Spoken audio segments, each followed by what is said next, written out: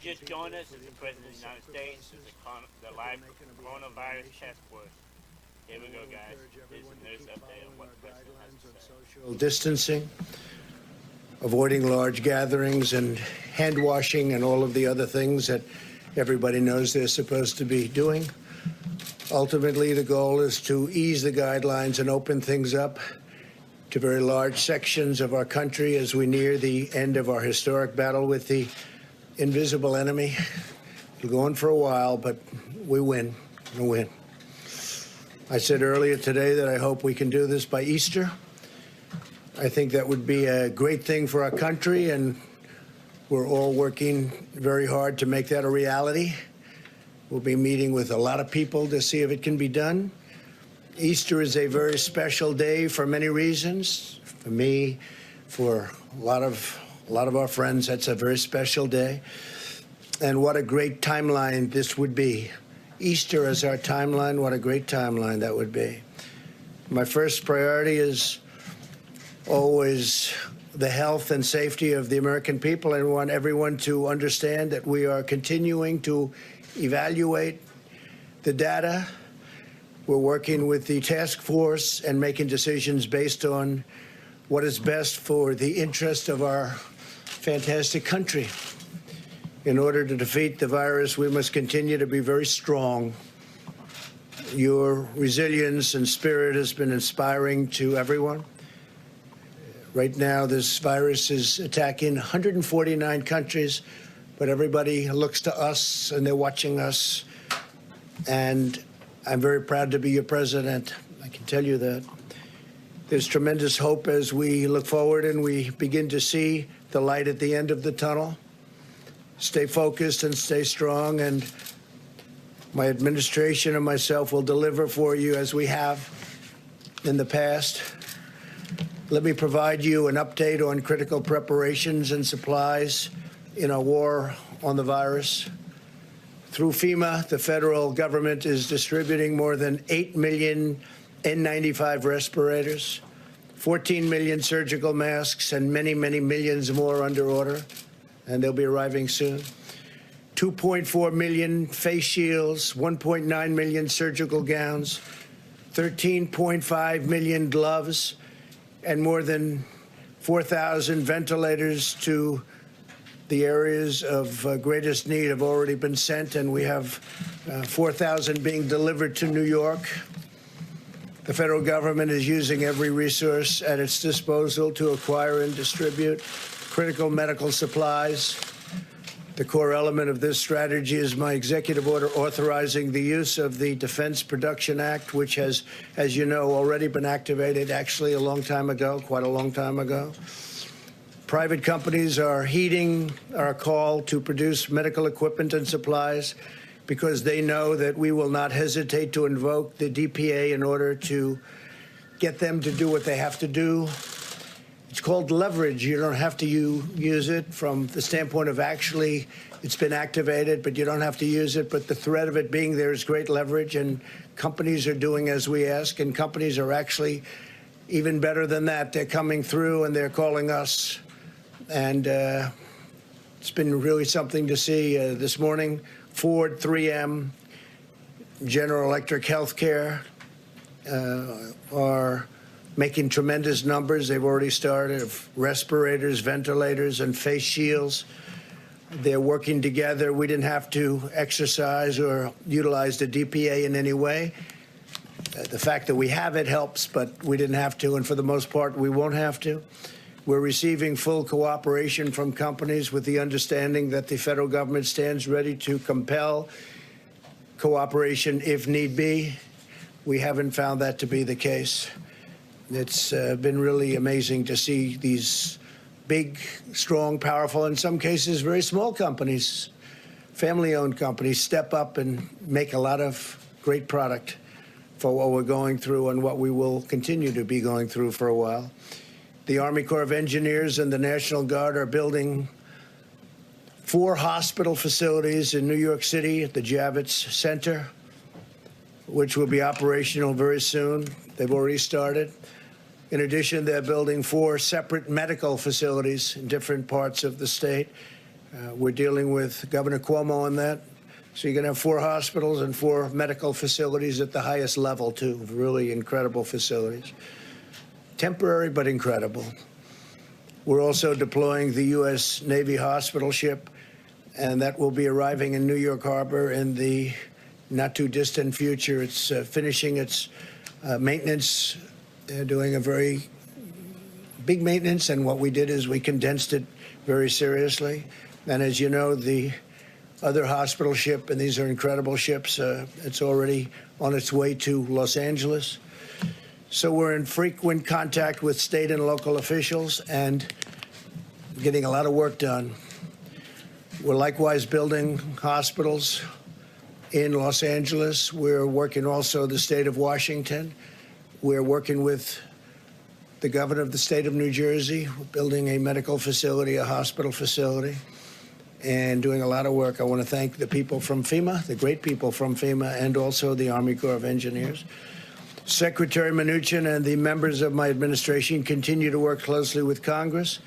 I'm pleased to report that we are working to pass the biggest and boldest financial relief package in American history. Senators will soon hopefully vote on a $2 trillion bill that will deliver direct cash payments to struggling Americans.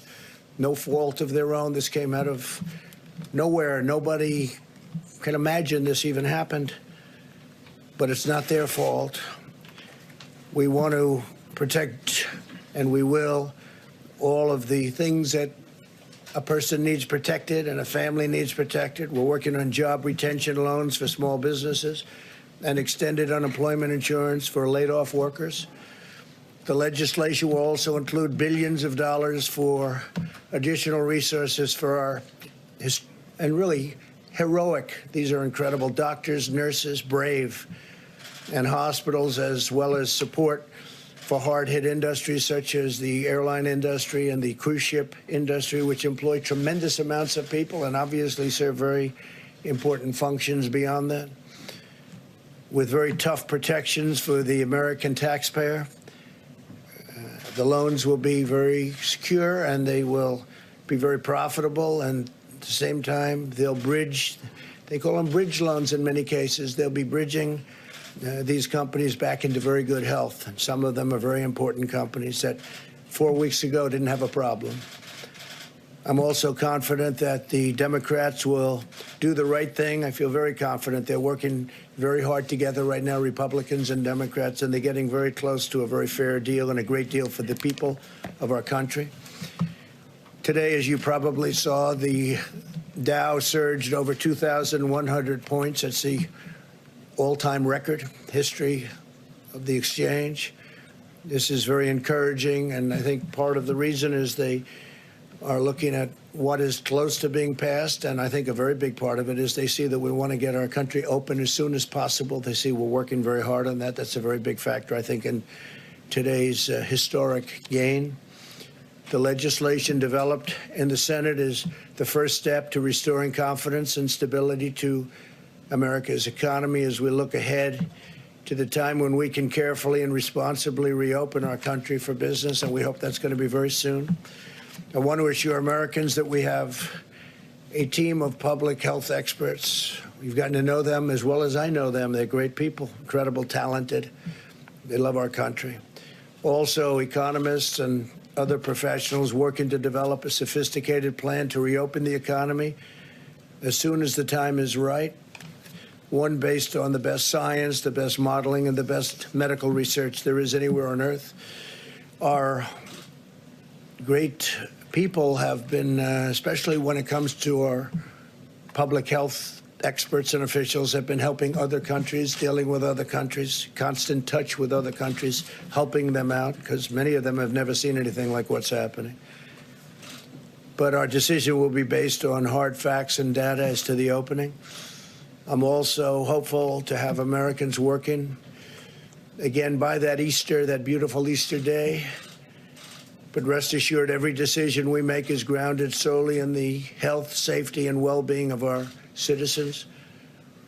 This is a medical crisis. This isn't a financial crisis. But it's a thing that nobody has seen for many, many decades, nothing like this. Marshaling our economic strength is a key feature of defeating the virus, producing the materials, supplies, and equipment that we need, and they're doing a really fantastic job. We're helping the governors. We had a conference call the other day with the governors, and we allowed the press to join us on the call, and the spirit between us and the governors has been really great. We should never be reliant on a foreign country for the means of our own survival. I think we've learned a lot. We've learned a lot. This crisis has underscored just how critical it is to have strong borders and a robust manufacturing sector. For 3 years, we've embarked on a great national project to secure our immigration system and bring back our manufacturing jobs. We brought back many jobs, record numbers of jobs. And this really shows, this experience shows how important borders are. Without borders, you don't have a nation. Our goal for the future must be to have American medicine for American patients, American supplies for American hospitals, and American equipment for our great American heroes. Now both parties must unite to ensure the United States is truly an independent nation in every sense of the word. Energy independence, we've established that. And something incredible that we've established. We're energy independent, manufacturing independence, economic independence, and territorial independence enforced by strong sovereign borders. America will never be a supplicant nation. We will be a proud, prosperous, independent, and self-reliant nation. We will embrace commerce with all, but we will be dependent on none. Above all, we know that the best thing for our economy and the world right now is a very, very powerful victory over the virus. Every day, the American people are showing the unity and resolve that has always defined the character of our nation. In New York, citizens are using 3D printers to make hundreds of face shields. They're making them by the hundreds. In Texas, businesses and churches are uniting to collect gloves and thermometers for hospitals. In the selfless actions of our amazing citizens, we're seeing enduring strength of our magnificent nation, a spirit that can never be broken, and a victorious future that can never be denied. It never will be denied.